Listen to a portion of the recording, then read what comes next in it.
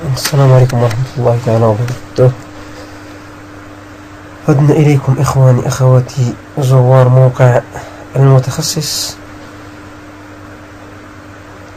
www.ecomidfoot.blogspot.com. سوف نتكلم ونشرح برنامج وينواتر مارك الخاص بحفظ حقوقنا على الصور التي ننشئها. هذا هو البرنامج. نعمل دبل كليك فوق البرنامج تظهر لنا الأيقونة التالية. نعمل نيكست. هذه اتفاقية البرنامج، نحن موافقون. accept the agreement. من هنا مكان تثبيت التي سوف يتم تثبيت فيه برنامج. أقرأ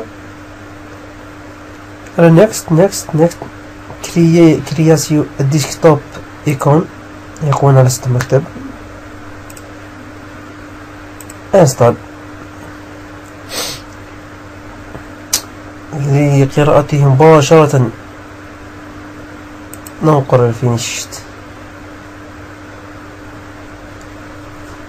هو الآن في طور يعني سيفتح لنا. لاحظ هنا بقى 6 5 4 3 2 1 حتى ينفتح. هنا هذه هي الواجهة العامة. البرنامج على فكرة غير مسجل. علينا تسجيل البرنامج.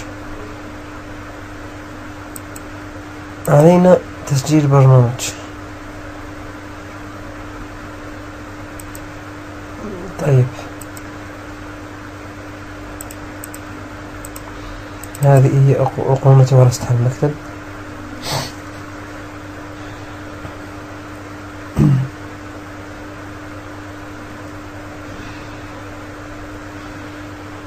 أنا ألاحظ أنه غير مسجل. unregistered version please wait. لذلك تظهر هذه الرموز. نذهب من خلال هذه علامة الاستفهام هذه، ننقر عليها، نعمل له ريجستري.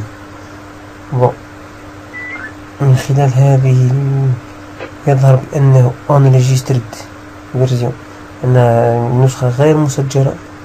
قم بتسجيلها. option اوكي. هابيل يعني برنامج هيلبر باي.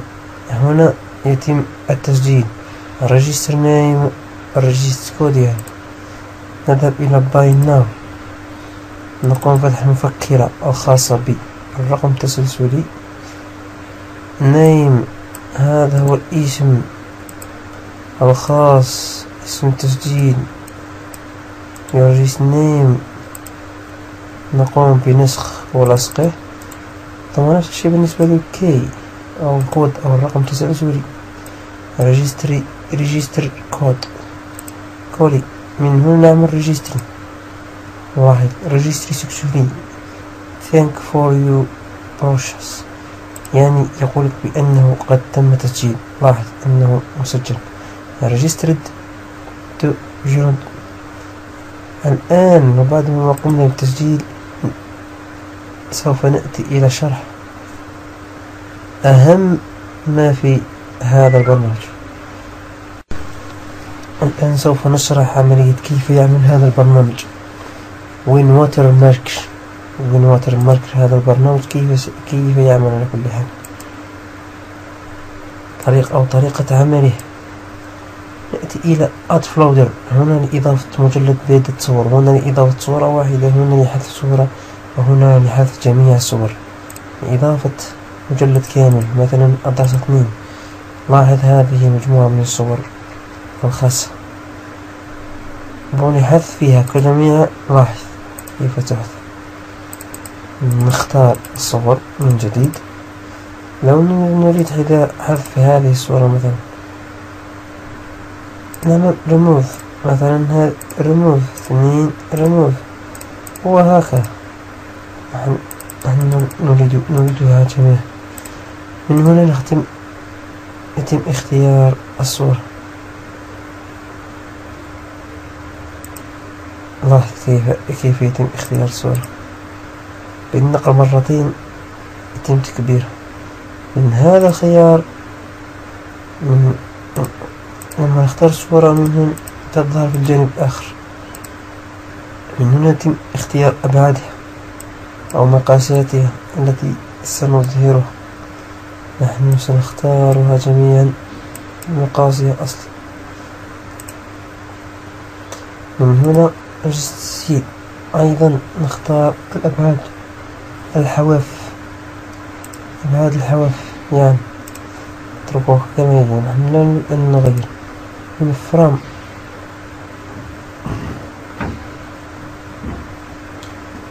تغيير الألوان وما شابه غير ذلك في الطول والعرض. من هنا يتم اختيار اسم سورس نيم لتغيير اسم هذه الصورة ومكان تثبيتها. سورس نيم لا، هذه كلها عبارة عن صور. أتركها كما هي في مجلداتها. الآن بعد اختيار صورة، من هنا نذهب إلى واترمارك. من هنا واترمارك تظهر add image، add text، remove include. من add text نختار اسم النص. لاحظ كيف تظهر لنا هذه الاسماء. من هنا text وين waters سوف تظهر لنا هذه وين واترز. نحن لا نريد نحن نريد كتابة ايكوميد فوت و بلوكس بوت .com. نريد كتابة هذا النص. من نختار نوع الخط. سوف نختار تايم نيوما. من هنا حجم الخط نختار 18. من هنا نختار لون الخط وليكن أخضر.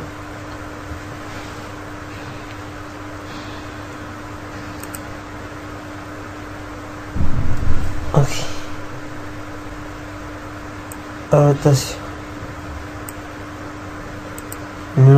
حتى نقوم بتغييره، يمكن تغييره وليكن اسم الخط من هذا، نقوم بوسط من أو من هذا المكان. من هنا روتاسيون الدوران، تدوير يمين يسار. نحن سنضعه في هذا المكان ونعمل له أوكي.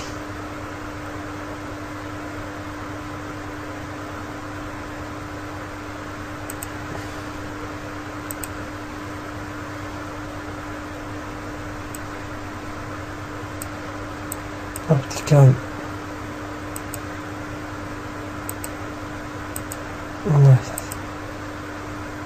لاحظ هنا سوف يظهر بهذا الشكل. من هنا يظهر بكثرة كبيرة جدا. لاحظ لما نكبره كيف يظهر لنا. أما من هنا سيظهر بهذا الشكل. نحن نريد بهذا الشكل ونريده دائري.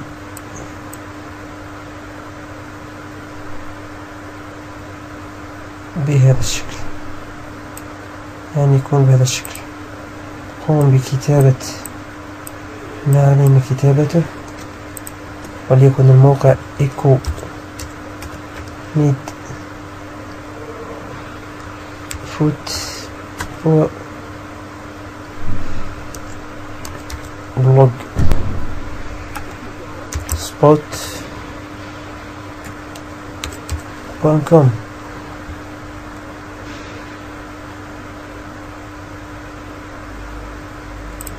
نهاية اختيار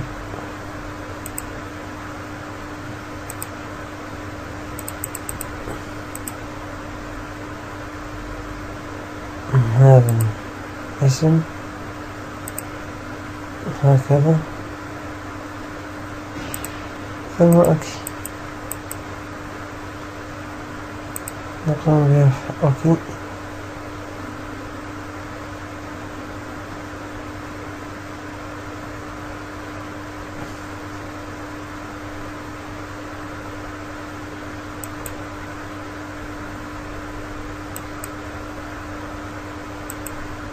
نغير مكان تثبيته ثم ننقل على موافق يس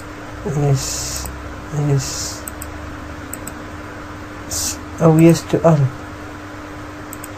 يس. لاحظ أن جميع الصور هي موجودة على سطح المكتب، كلها موجودة على سطح المكتب. لاحظ التنسيقات الجديدة الخاصة بها.